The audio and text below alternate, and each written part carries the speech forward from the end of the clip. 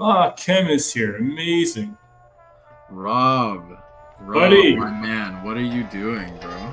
Yeah, when I swing, I put that fire to your chest. Talking ass, better wear a fucking vest.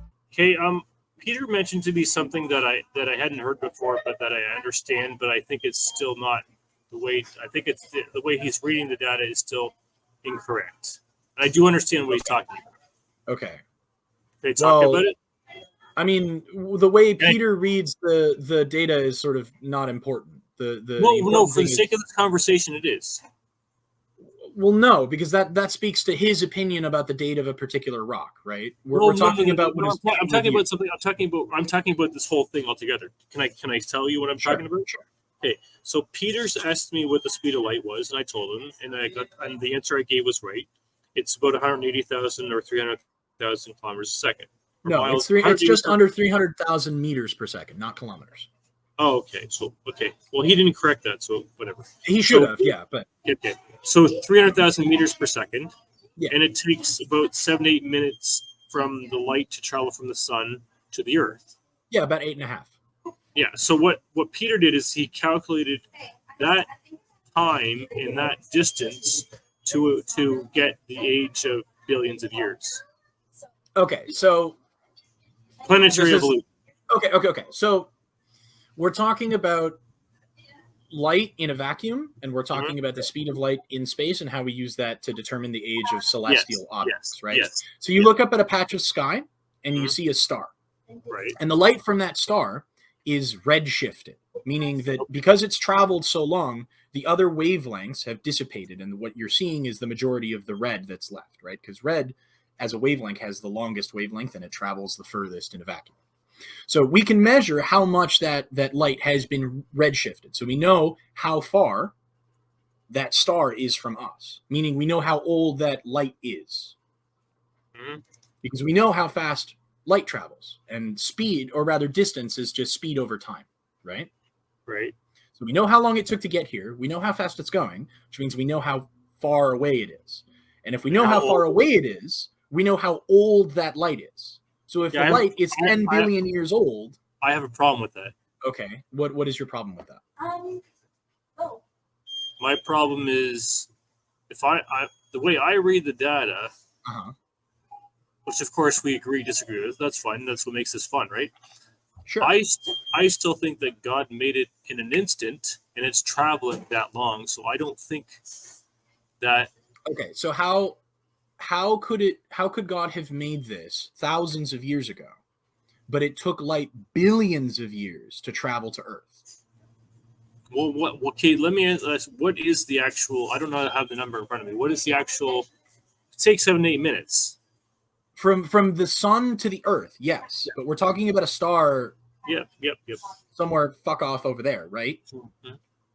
And so if that light takes billions of years to get to us, we can confidently say it's taking 7-8 minutes. It's taking 7 or 8 minutes. No, Rob. That's the sun. That's the sun. The distance from the sun to the Earth is 8 light minutes. Okay. It takes light 8 minutes to go from the sun to the Earth.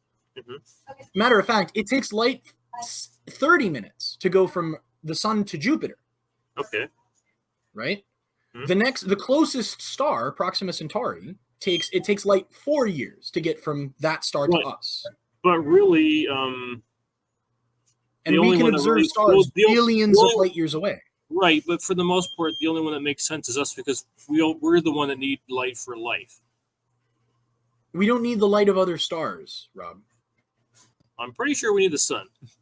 We need the sun, but not other stars. That's what I was saying. Right. But how do you explain that? Pardon? How do you explain the age of other stars? I don't know. It's not my field of expertise. But I don't think that the argument is as solid as you guys think it is. I mean, it's pretty solid if your proposed creation date is in the thousands of years, man. If you're saying that the Earth was formed at least at a maximum 10,000 years ago, right? Right. And we have observed objects that emit light that are at a much further distance than 10,000 light years. I mean, we have taken photographs of stars that are billions of years old. Our star, our own sun, has been around for much longer than that. How do you know that?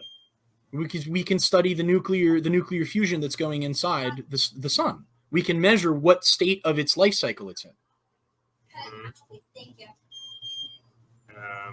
How do we measure that? By taking a look at the fusion reactions that are going on inside the sun. Right? Okay. It hasn't grown into a red giant. It's not in the late stages of its life cycle.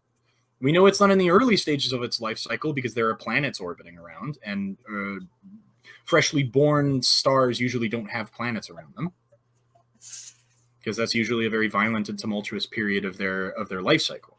So we know that the sun is a main sequence star somewhere in the middle of its life cycle. But and we can compare that. But we haven't observed it. What do you mean? We observe it every day, man. What are you talking about? We observe it. We observe. We have satellites orbiting the sun, taking measurements, collecting scientific data, collecting mathematical data, right? Sure. And we plug these into our models, and we can predict solar activity. That's the other thing, is predictive power. The models that science creates to explain natural phenomenon have predictive power. I have to double check which planet it is, but there is a planet in our solar system that was discovered purely through mathematics. Really? Yeah, I think it might have been Uranus or Neptune. I have to double check, or Pluto maybe. But an astronomer noticed eccentricities and unusual patterns in the orbit of one of the outer planets, and said, "Hey, that is indicative of there being another planet past its orbit that's acting on it strangely, right? Because that's how gravity works in space." And so they did the math, and they figured out, well, if this is true, then I should find X planet at this location on this date at this time. And they looked up in the sky and found it. They found it. They observed it. Math predicted the presence of that planet. Interesting. There you go. Neptune and Pluto were both discovered mathematically because science has predictive power. Okay. Your model doesn't have predictive power. You can't predict things into the future. You can only accommodate for things that you have now. Give me a for example. I just gave you an example. No, I mean like a for example from the Bible. That the model you're saying. Well, you're suggesting the easy one would be creation, right? Creation predicts that there is no genetic variability within created kinds, and that's incorrect. We find lots of genetic variability.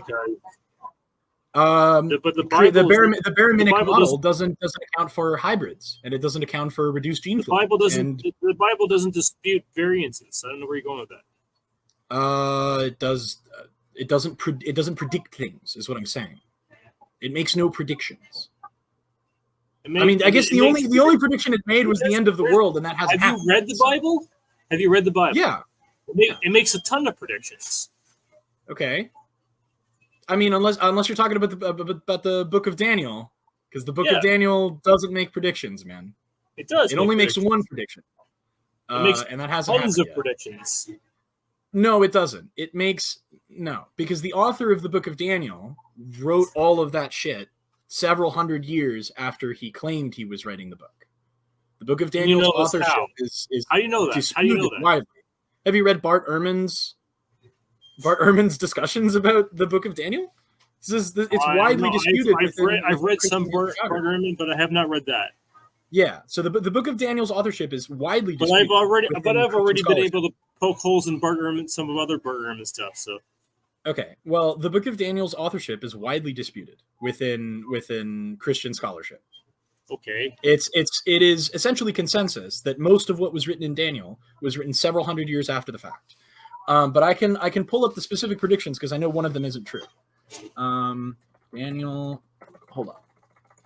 Book of Daniel predictions. Oh, what do you think of this guy? Absolutely no effective theory for a purely naturalistic mechanism for origin of life. Not yet. Abiogenesis is the leading candidate for this.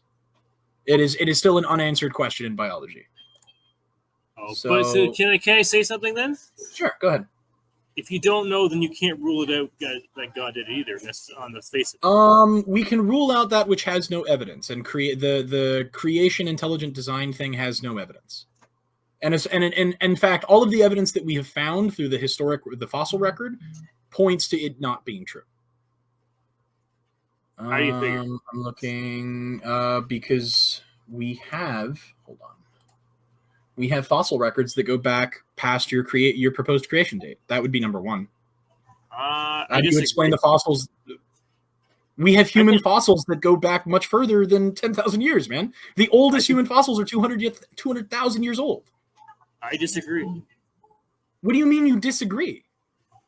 You can go look at them in a museum. They exist. They are physical objects that have been dated. No, I don't disagree with that. I disagree with something else. What is it that you disagree with? I disagree with how the data is measured, and I disagree that it was a evolutionary chain of events that caused it. Okay. Boy. I don't really know how to tackle that because I've presented the key piece of evidence here. We have fossils that are older than your proposed creation date. And again, I've already thrown back two reasons why I believe it's not true. You don't have reasons. You just say it doesn't make sense. No, I don't understand it. I gave reasons. You're not listening. Okay, explain 200,000-year-old human skeletons. There are none. We have them. We have found them. There are skeletons, but there's no skeleton that old. We have dated them. We've radiometrically dated them to be that old. That's what you think you've done. No, we've done it.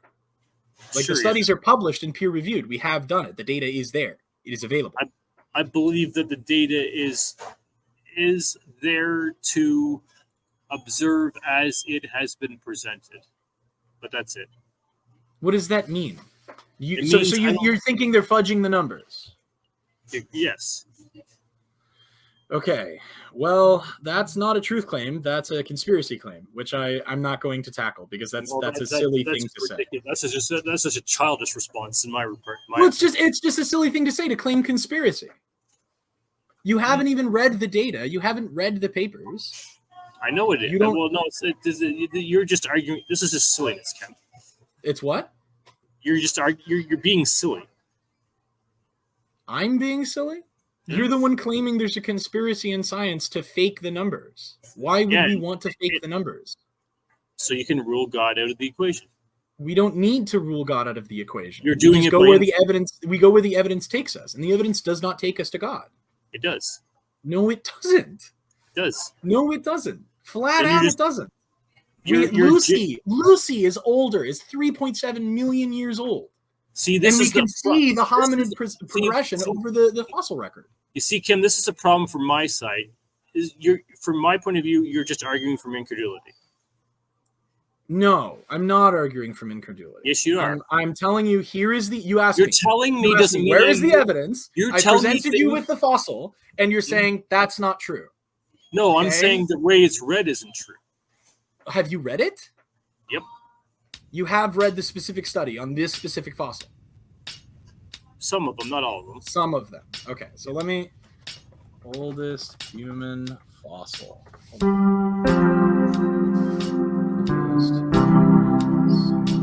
I will send you links.